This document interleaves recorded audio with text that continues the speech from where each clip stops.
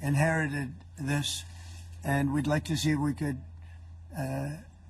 finish it, end it. We want it ended. So many people have died in this war, and we're gonna get it ended. So I just want to thank you all very much. If you have a couple of questions, go ahead, please. In fact, before I do that, let me just ask the President to say a few words. Thank you, President. Glad to meet you again, Mr. President. Thank you very much for the invitation. Again, my congratulations with your successful ceasefire in the Middle East. Thank you. Yeah, and you did it. And I think this is a momentum to finish Russia's war against Ukraine. I think that, yes, we understand that Putin is not ready. I think not ready, but I think that I'm confident that with your help, we can stop this war. And we really need it. We see that they don't have successful steps on the battlefield, and it's good. I think that their army is weak now, but a lot of losses. They have a lot of losses in economy and people, and I think this is a very important moment. And I wanted to thank you, Mr. President, after our phone calls. Yesterday I had a good opportunity to meet with the big American energy companies, and they're ready to help us. Yes, after all these attacks on our infrastructure, Russian attacks, and etc. And I had also meetings, thanks to your team. We had meetings with a good military companies. We spoke about air defense, and I want to share it after with details where we are. Thank you. Thank you so much. Thank you very much. Mr. Very President. good. And I think it looks beautiful in his jacket. Yeah. Is it beautiful? I hope people notice. It's a good. It's actually very stylish. I like it. Yeah, please go ahead. Under the Biden administration, the White House was fearing of a possible escalation. They were not allowing the Ukrainians to strike into Russia, fearing of this escalation. Yeah. Would your administration allow Ukrainians to strike deep into Russia? We're going to be talking about that. That's something we'll be talking about. You're right. It's an escalation, but we'll be talking about that. Mr. President, will President Zelensky join you in Hungary to meet President Putin? Because it's a leader that we like. We like Viktor Orban. He likes him. I like him. It's a country that's a safe country. Done a very good job. He's been a very good leader in the sense of running his country. He doesn't have a lot of the problems that other countries have. And so we've decided that we'll be going to be with Viktor Orban, and he will, I think he'll be a very good host. President Trump, President Trump, It's in President Trump. Hungary, yeah. We're doing Hungary, yeah. With Putin, trilateral meeting, or is it just you and Putin? To be determined, but I would say most likely it's going to be a double meeting. It'll be a double meeting, but we will have the President, Zelensky, in touch. There's a lot of bad blood with the two presidents, and I'm not speaking out of turn when I say it. It's a very difficult situation. You know, we just settled the war, and after thousands of years, I guess. People say anywhere from 500 to 3,000 years, and I was in rooms, as you saw, because you were with me, a lot of you were with me last week, with leaders that didn't like each other, but they were able to get along. These two leaders do not like each other, and we want to make it comfortable for everybody. So one way or the other, we'll be involved in threes, but it may be separated. President Trump, Mr. President, President Trump. We'll see what? What if President Where are you Putin from? From Ukraine. You actually had a Okay, conversation good. with me Good, in yeah. The Hague. What if President Putin doesn't agree to peace in Hungary? What do you do then? Do you have Well, let's steps see what planned for happens. that? I mean, you know, what if? I think he will. I think that President Putin wants to end the war, or I wouldn't be talking this way. I think he wants to end the war. I spoke to him yesterday for 2.5 hours. We went through a lot of details. He wants to get it ended. I think that President Zelensky wants to get it ended. Now we have to get it done. President Trump, Kara Castro-Noble from Lindell TV. And although I love asking you questions, today my question is for President Zelensky of Sure. Ukraine. Go ahead, please. Thank you. Our President Zelensky, President Trump, just brokered a peace deal in the Middle East that all Americans, both sides of the aisle, are very proud of. But to meet that deal, both sides had to make concessions. Our President has stuck out his neck in many ways to make a peace deal for your war as well. What specific concessions are you willing to make to end this war with Russia? Will you give up joining NATO? Americans have foreign war fatigue, and our President, as he said, we need our tomahawks too. To me. Yes, you, President Okay. Zelensky. Thank you What very much. concessions will you That's some question. So many Thanks. questions in one. Thank you very much for your question. First of all, I think we need to sit and speak. The second point, we need ceasefire. Even now, you see in the Middle East, it's very difficult to hold ceasefire. Everywhere, in every war, it's very difficult. We want peace. Putin doesn't want. That's why we need pressure on him. We will speak with President today what we need. We understand what we need to push Putin to negotiation table. And as I said previously, so we are ready to speak in any kind of format, bilateral, trilateral, doesn't matter. Matter just peace. This is important. And we don't speak about NATO or NATO. For Ukrainians, it's very important.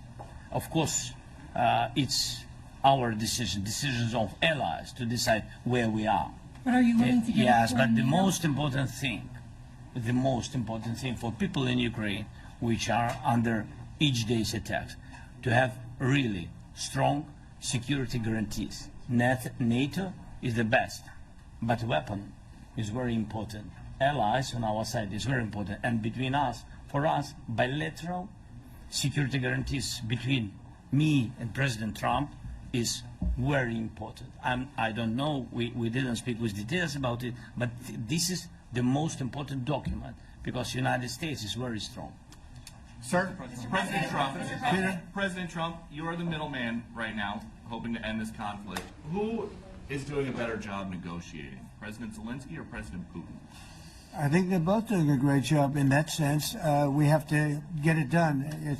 We've got to take some of the hatred of each other. You know, they don't like each other. I say that in front of President Zelensky, but I say it in front of President Putin too. They have tremendous bad blood. It's really is what is holding up, I think, a settlement. I think we're going to get it done, and we have to make it long-lasting. As I said in the Middle East, everlasting, right? Everlasting. And the Middle East is a much more complicated situation. You know, we had 59 countries involved, and every one of them agreed. And it's, you know, it's sort of amazing. Most people didn't think that was doable. This is going to be something I really believe that's going to get done. I had a very good talk yesterday with President Putin. I think he wants to get it done. President Peter? Zelensky, right behind you. When we were in Israel with President Trump earlier in the week, we heard a lot about the difference in diplomacy between President Trump and President Joe Biden before him. What do you see as the biggest difference in diplomacy between President Trump and President Biden? President Trump has a big chance now to finish this war. President Biden now is not the president, so he doesn't have a chance to finish this war. And President Trump is really showed for the world that he can manage ceasefire in the Middle East, and that's why I hope that he will do this, and we will also have such big success. For Ukraine, it's a big chance, and I hope that President Trump can manage it. I would say the biggest difference is one is extremely competent and the other one is grossly incompetent. Sir, a few weeks ago in New York when you two met, you said that you think Ukraine could ultimately take back all the territory that it's lost so far. Do you still think that's the case, or do you think there'll have to be some sort of You swap never of know. territories? Look, you know, war is very interesting. You never know, do you? You just never know. With war and peace, but you never know. Please. Russia calls Tomahawk supply to Ukraine as an escalation, yet it continues using similar cruise missiles like Caliber and Yeah. even... Who are you with? Who are you with? Ukraine. Ukraine? Yeah. But Russia continue even using the cruise missiles and also nuclear-capable ballistic missiles in Ukraine since 2022. So do you consider providing Ukraine with the Tomahawk or similar missiles as an opportunity to equalize the possibilities of Ukraine and Russia and push Moscow to the negotiation Yeah. table? Sure. We're going to be talking about that. That's why we're here. Okay? Fair question. Exactly as he told you to say it, but we're going to be talking about it. Okay? Yeah, please. What is your message to India and Hungary who is still refusing? You said India and Hungary? Hungary. That's an India interesting. and Hungary India and refusing Hungary. to It's stop an interesting buying, combination. refuse to stop buying Russian oil. Well, India is not going to be buying Russian oil anymore. And Hungary is sort of stuck because they have one pipeline that's been there for years and years and years, and they're inland. They don't have sea. They don't have sea. And I spoke with the very great leader of Hungary, and they are, it's very hard for them to get oil. I understand it. Hungary's in a very interesting position because they can't have ports. They're surrounded by land. So we'll see what happens there. But India will not be buying oil from Russia. And they've already de-escalated, and they've more or less stopped. They're pulling back. They bought about 38% of the oil, and they won't be doing it anymore. President Trump has been helping you in achieving peace in Ukraine. Who has? First Lady Melania Trump Yeah. has been helping in returning abducted Ukrainian children from Russian captivity. President Zelensky, do you appreciate those efforts? How do you assess them? And did you ask her to step in and to help you? No, she wanted to do it. She's felt very strongly about the children, and she's done a really good job, I think, in bringing it to the fore. We have a lot of children involved. Now, it's some people say it's 20,000, and some people say it's 300. There's a big difference between that, so nobody really knows. But she felt very strongly about the children. She thinks about the children all the time.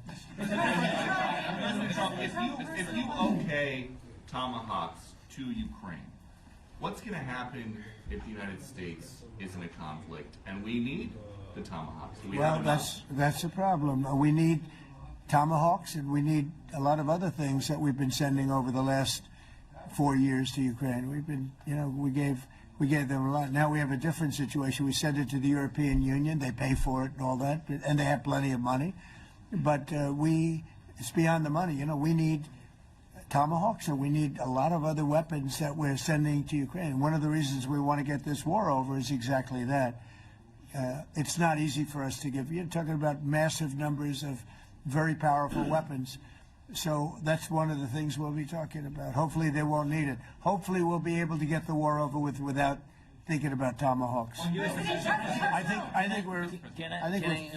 think we're fairly close to that. Yeah, go ahead. Can I say, Yeah, please. just to understand. So for today, of course, we want to finish this war, but the war is another technological war.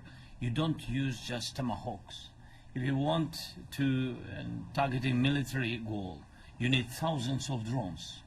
It goes together with such missiles. Ukraine has such thousands of our production drones, but we don't have Tomahawks. That's why we need Tomahawks. But United States is a very strong production, and the United States has Tomahawks and other missiles, very strong missiles, but they can have our thousands of drones.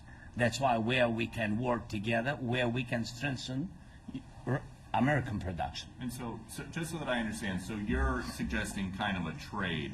If President Trump okays Tomahawk missiles to help you launch... Yes, it's into about Russia, military goals. then It's you only would about let- military goals. Right, but then you would authorize some kind of an exchange where Yes, of the course. US gets Yes, we Ukrainian- have proposition. We have brief proposition President- with our drones. President Trump, I don't mean to be brokering an arms deal here, but is that something that you would be interested in, Ukrainian drones? We are, yeah, we would. We have a lot of drones right now. We build our own drones, but we also buy drones from others, and they make a very good drone. I mean, drone warfare has really come to the fore over the last couple of years because of this war.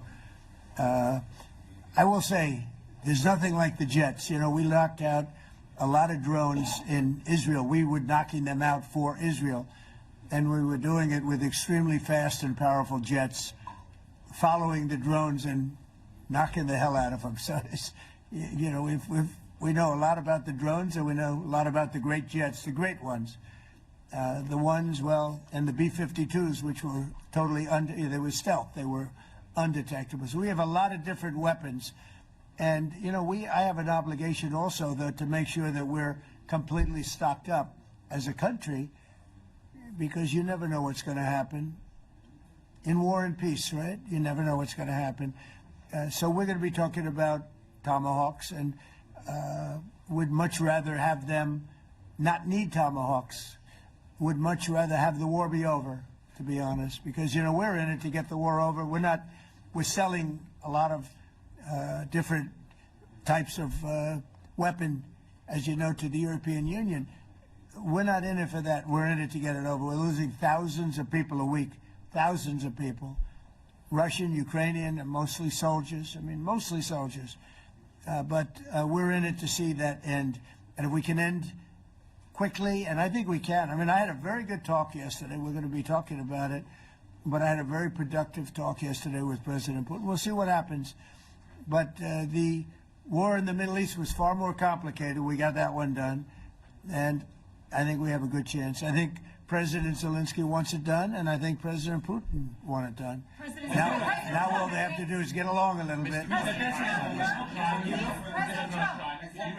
Can you give us an update on the trade negotiations with China, or perhaps Secretary of Defense? Yeah, I will, and I'm going to let Scott do that. But I think we're doing very well. I think we're getting along with China. China would like to have something. As of this moment, we'll be meeting in a couple of weeks. We'll be meeting in South Korea. You think myself. Go forward? I think so. It looks like it's going forward. I think so. They want to meet. We like to meet.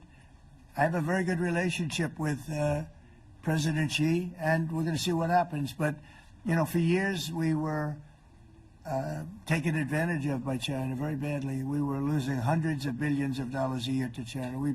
We really built their military, if you think about it. The kind of money that presidents allowed to be lost to China was just insane.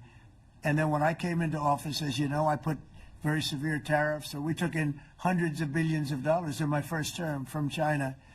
Biden let that go because it was so much. He let it continue, but he gave all sorts of exceptions. And by the time you looked at it, Scott, I would say it wasn't the same thing.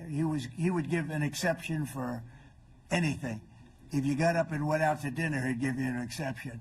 So it wasn't the same thing. But I put on very serious tariffs. So we took in hundreds of billions of dollars, and then I left office. The election was rigged. I left office, and that was the story. Now I come back, and we are in a very strong position because of tariffs. We're in a very powerful position because of the fact that we have tariffs. If we didn't have tariffs, we would be in a very weak position.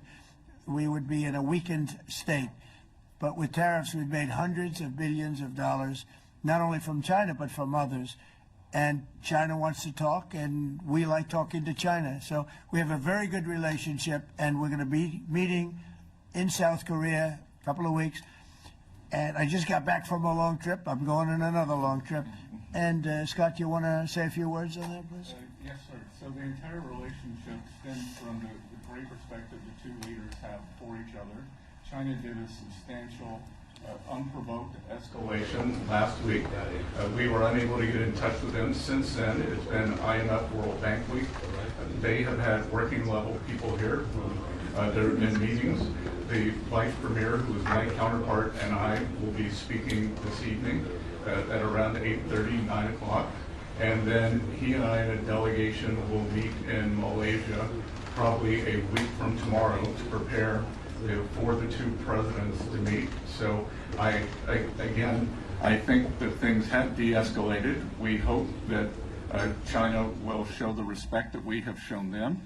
And I am confident that President Trump, because of his relationship with President Xi, will be able to get things back on a good course. Is the hope for that meeting with you and President Xi some kind of trade deal then? Or could be. Look, I think we're in a very strong position. I think we're in a very strong position. we're getting, as you know, as of November 1st, I could move it up if I wanted, a 100% tariff over and above what we get now. So that would make it about 157%. And China doesn't want that, and they want to talk, and we're talking. And I think we'll make a deal that will be good for both. I think we will do something. But you have to understand, we never got anything from China. It was a one-way street. For many years, for decades, it was a one-way street. And they became rich because of the United States. And frankly, presidents that, let's be nice, they didn't know. They just didn't know. They didn't understand what was happening to them. But I understood it. I understood it long before I ran for politics. I used to watch in amazement at how stupid our country was, how stupid they were. And we're not stupid anymore. And that includes with the European Union, that includes with Japan and South Korea. All we want to do is be treated fairly. But the fairly is hundreds of billions and even trillions of dollars coming into the United States. And it's our national security is secure because of tariffs. If we didn't have tariffs, we would have no national security. So it's very important. Will you seek China's help in ending the war in Ukraine? Do you need them to put pressure on Russia? I'll be discussing that, but I'd love to see it ended before that. I mean, I think we have a chance of ending the war quickly if flexibility is shown on behalf. And again, we're not losing people.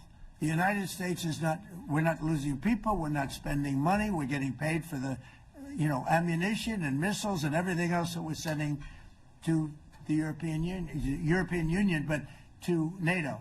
But it's very similar. If you look at the countries, I mean, it's very similar. And we just made a very fair trade deal with the European Union, and what we wanted, and we made a very good deal with NATO too. They pay for all of this.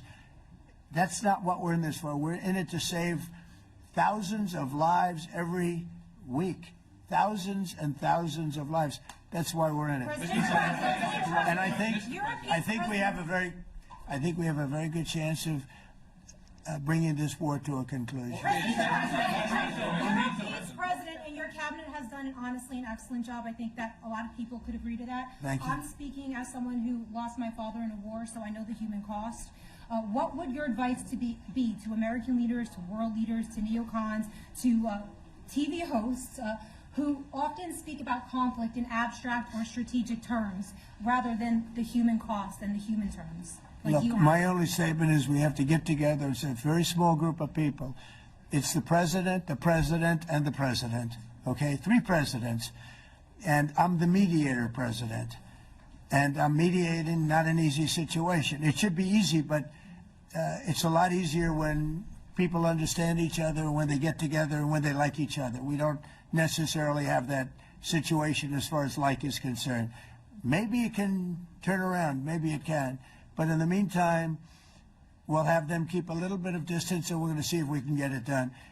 This is number 9, okay? This will be number 9 for me. I've solved 8, including the Middle East. I've solved 8. This, I thought, would have been among the easiest. President Putin mentioned yesterday Armenia, all of the different wars. He said it was amazing but the big one that he was surprised that we were able to settle was the Middle East. He thought it was incredible. He was very generous in that sense. This should be something we're able to settle, and I think we will be able to settle. Brian?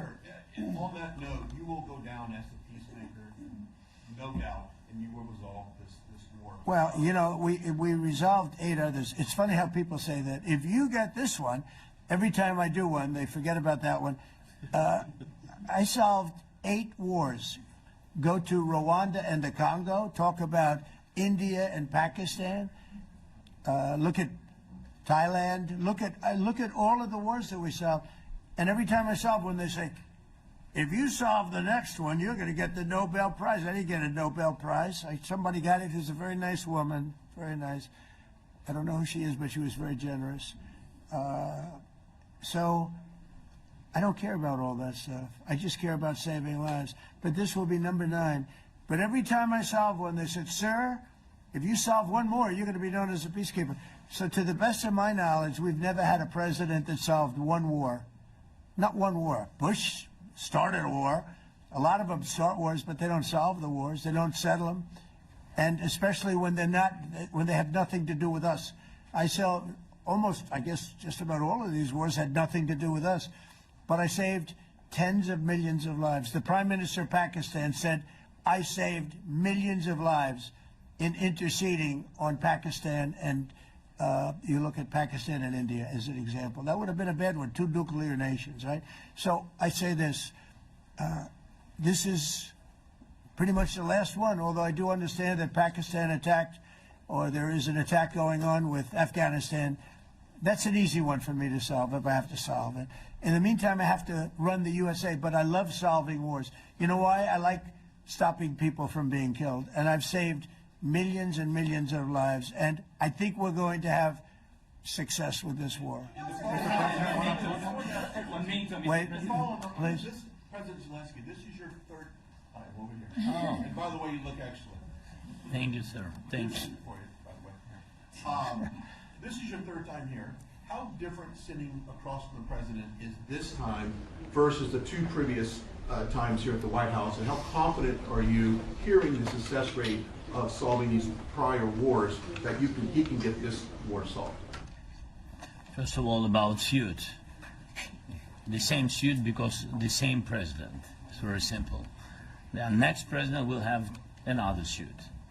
Yes. About our relations with President Trump, I think we have important dialogues, and I think we begin to understand each other. Yes, and I know that President is briefed very well about the situation in the battlefield, and he knows a lot what's going on in the battlefield in Ukraine, and I think it really helps.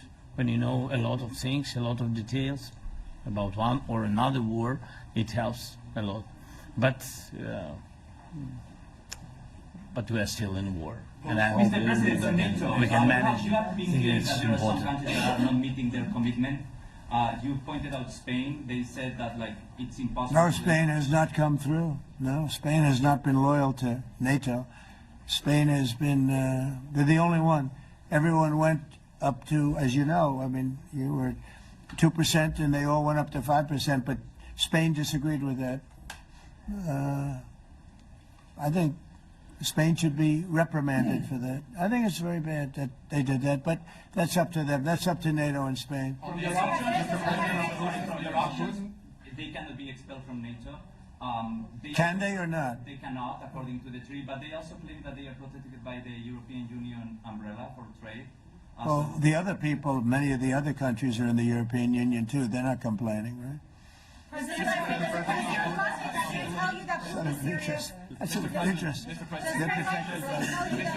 Yeah, please go ahead. Thank you, Mr. President. Do you think you can carry the momentum from the Middle East deal over to this deal? And I if do. so, how does that move the needle? Yeah, I for this do. I situation? think we carry a lot of momentum, a lot of credibility. Getting Middle East done was very important. Nobody thought it could be done. That was one nobody thought could be done, and we got it done.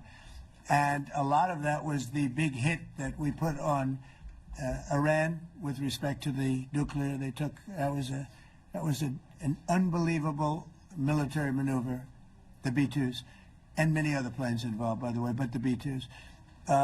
Yeah, I think nobody expected that to happen, and you know we had 59 countries involved, and these were countries very diverse. You had Arab, Muslim, Jewish. You had every country, Christian. You had every country, many countries involved, and we got that done. And we got it done pretty swiftly after we set the table properly. We had to set the table properly. This should be one that we get done. And I think the table is set properly here now, too. And it'll be a great honor. It'll be a great honor to get it done. And the Ukrainian people are great, and the Russian people are great. And obviously they have much in common, as we understand. They have a lot in common. So it'll be a great honor to get it done. Yeah.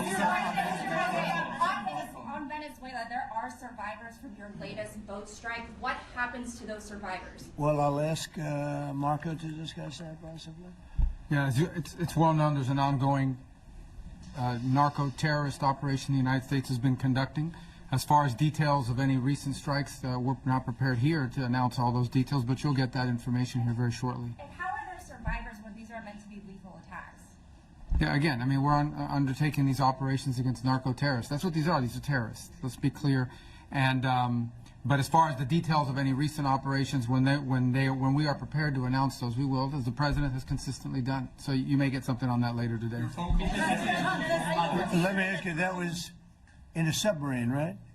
It was, we attacked a submarine, and that was a drug-carrying submarine built specifically for the transportation of massive amounts of drugs. Just so you understand, this was not an innocent group of people.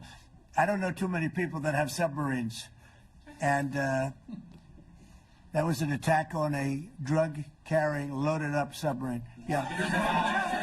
On Putin, is it your belief, as Mr. Zelensky said yesterday, that the threat of tomahawks and costs, as Secretary Hicks put it, is that bringing him to the table, the fact that it's kind of a carrot and stick? I don't know what's bringing him to. I think he wants to make a deal. That's all. I can't tell you what's bringing him. Sure, that's the threat of that is good, but the threat of that is always there.